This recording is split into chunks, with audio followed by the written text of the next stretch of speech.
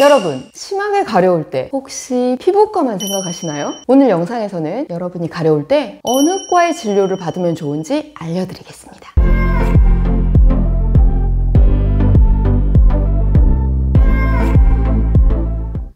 안녕하세요. 가려움에 미친 여자 가미녀 지우입니다. 제가 요즘 온라인 강의를 듣고 있는데요. 오늘따라 강사님께서 강의 중에 자꾸 팔을 긁으시는 거예요. 처음에는 그냥 그런가 보다 하고 넘어갔는데 이게 한 번 보이니까 수업 내용은 귀에 안 들어오고 강사님 손에만 자꾸 눈이 가는 거 있죠. 저분은 왜 가려우신 걸까 하고요. 아무래도 제 직업은 어쩔 수 없나 봅니다. 저 가려움에 미친 여자잖아요. 사실 제 주변 분들이 많이 아시겠지만 저는 제가 많이 가렵습니다. 원래 알레르기 체질이라 약간의 아토피 증상이 있긴 하지만 저희가 새 집으로 이사를 가면서 제 고행이 시작됐고요. 가려움과 긁기를 반복하면서 하루하루를 버티던 기억이 아주 선합니다. 그때 이후로 저는 지금도 새 집 근처에는 가지도 못하는데요. 새 가구들이나 도배 장판, 여기저기에서 뿜어져 나오는 포름알데히드, 거기에 청소용으로 쓰인 표백제 냄새에도 제가 좀 반응을 하거든요.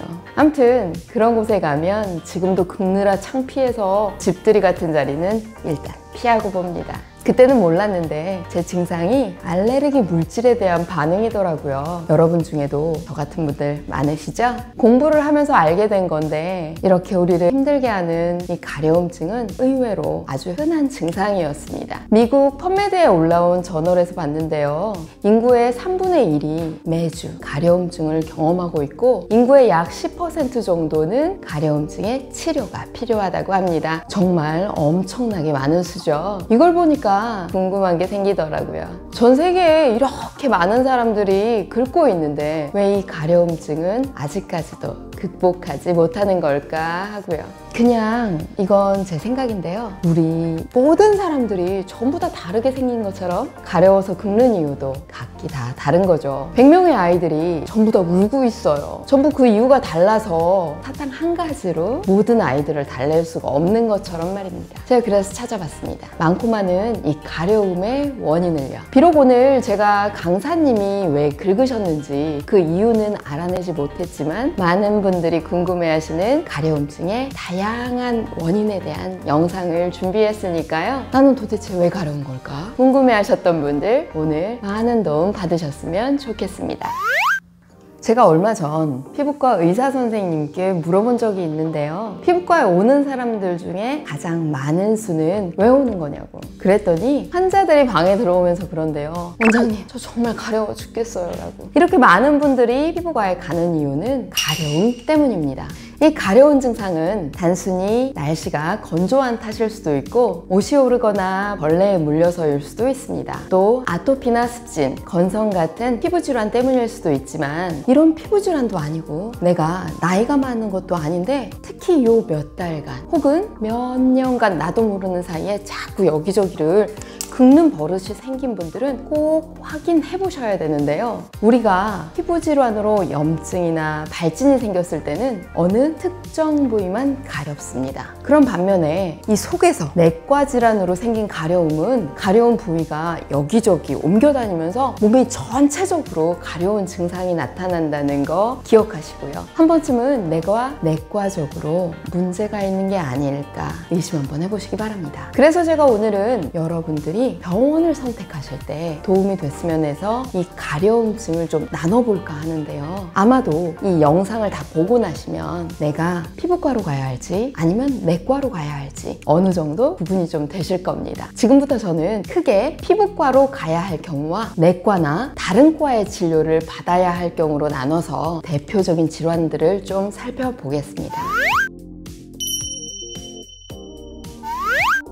피부과로 가야 하는 첫 번째 질환은 아토피 같은 습진이나 건선의 건조한 증상입니다. 물론 드물지만 피부가 건조해서 악화되는 피부 질환이 있는데요. 이 아토피 피부염이나 건선은 피부가 건조해지면 더욱 악화되는 대표적인 질환입니다. 특히 건선은 몸 안의 면역체계 이상에서 오는 과민성 자가 면역 질환입니다. 이런 질환은 일단 피부가 건조하지 않게 평소에 보습제 철저히 발라주시고요. 피부를 더 건조하게 하는 강한 자외선이나 냉난방기 사용에도 주의를 기울이면서 면역력을 높이는 데 신경 써주셔야겠습니다. 두 번째는 알레르기 접촉성 피부염입니다. 동물의 털이나 먼지 그리고 화학물질들 등이 알레르기 반응을 일으키면서 발생하는 경우도 있고, 마스크팩 같은 물리적인 자극 때문에 두드러기 증상과 함께 가려움이 생길 수도 있습니다. 이런 경우는 자극 물질에 노출되지 않는 것이 가장 중요한데요. 아토피 피부염도 알레르기 반응으로 심해진다는 거 잊지 마시고, 증상을 유발하는 것이 뭔지 잘 찾아서 주변 환경을 바꿔주시는 것도 도움이 될 것 같습니다.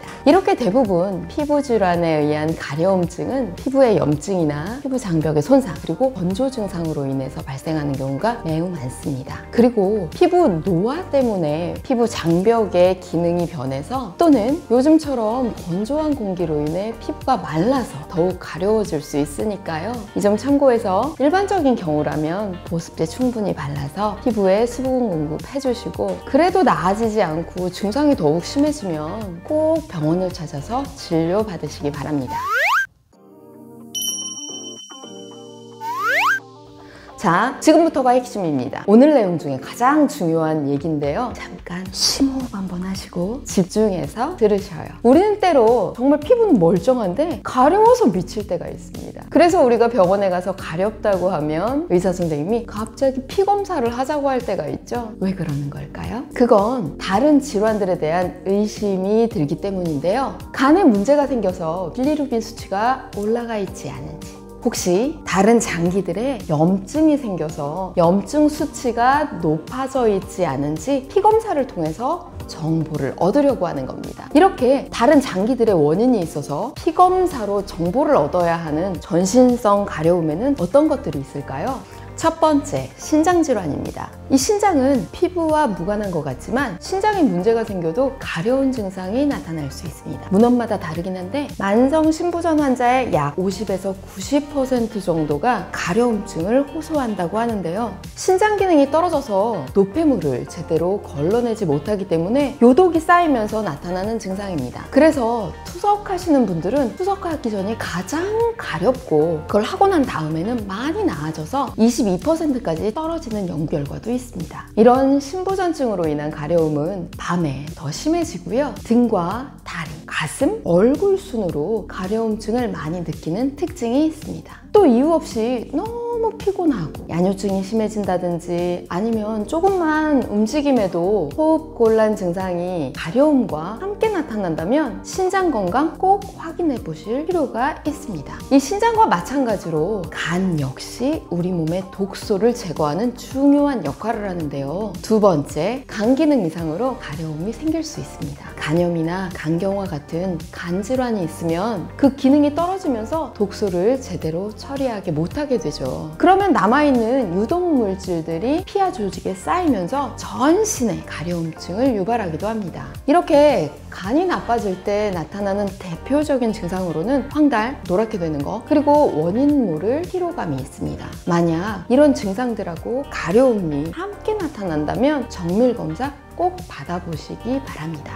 세 번째는 갑상선 호르몬에 문제가 생겨도 가려움증이 나타날 수 있습니다. 특히 갑상선 기능 항진증을 앓으면 갑상선 호르몬이 과도하게 분비되는데요. 이 과정에서 피부의 혈류량이 증가하고 피부의 표면 온도가 높아져서 매우 작은 자극에도 심한 가려움증을 느끼게 됩니다. 이 항진증과는 반대로 갑상선 기능 저하층에서도 가려움증이 생기는데, 이 경우는 호르몬이 제대로 나오지 않아 땀샘이 줄어들면서 피부 속에 남아있는 노폐물들 때문에 가려운 겁니다. 만약 자꾸 살이 빠지고 이유 없이 너무 피곤하면서 가렵다면 갑상선 기능 항진증을 몸이 자꾸 부으면서 추위를 많이 타고 이유 없는 피곤함과 가려움증이 함께 나타난다면 저하층을 염두에 두고 갑상선 호르몬 검사 꼭 받아보시기 바랍니다. 자, 그리고 네 번째는 당뇨병입니다. 실제로 피부가 가려워서 병원에 갔다가 당뇨예요 라고 얘기 듣는 분들 많으신데요. 이 이 당뇨는 땀 같은 체액에 당 성분이 많은 거죠. 그래서 우리가 땀을 막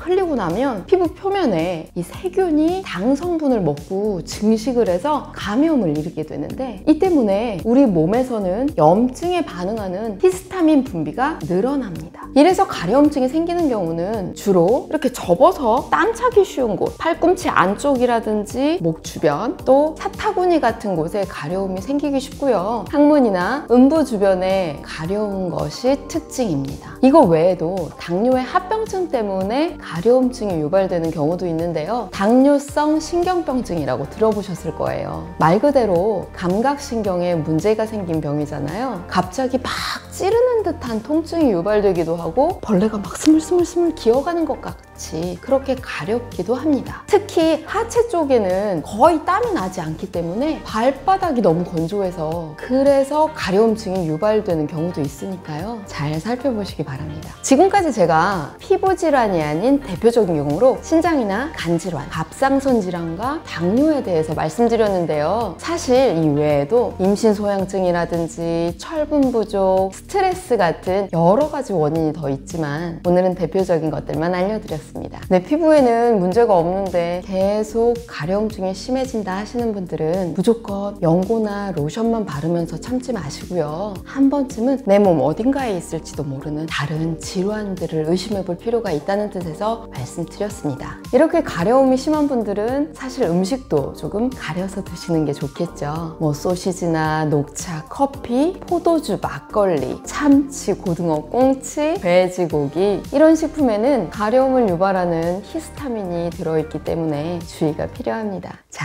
이제 마무리할 건데요. 앞에서 말씀드린 여러 가지 이유 때문에 생기는 이 가려움증은 피부 신경이 약하게 자극을 받아서 나타나는 증상이고요. 피부를 긁거나 문지르고 싶은 충동을 일으키는 불쾌한 감각이라고 무려 350년 전에 독일의 한 의사가 처음으로 정의했습니다. 그 옛날 350년 전에도 그랬고 지금도 마찬가지지만 이 가려움은 가장 흔한 피부 증상인데도 우리의 삶의 질을 마구 떨어뜨릴 수 있으니까요. 일단 긁지 마시고 원인에 맞는 적절한 대처가 필요하겠습니다. 어떠신가요? 이제 여러분들이 가려울 때 어느 과로 가서 어떤 진료를 받아야 할지 조금은 감이 잡히셨죠? 이 영상이 도움이 되셨다면 좋아요, 구독, 알림 설정 부탁드리고요. 저 가미녀는 여러분들이 가려움과 싸우면서 지쳐가지 않고 지혜롭게 극복할 수 있도록 더 많은 정보 가지고 오겠습니다. 다음 영상 기대해 주시고요. 오늘도 긁지 말고 파이팅 하시기 바랍니다. 지금까지 가려움에 미친 여자 가미녀 지우였습니다. 안녕.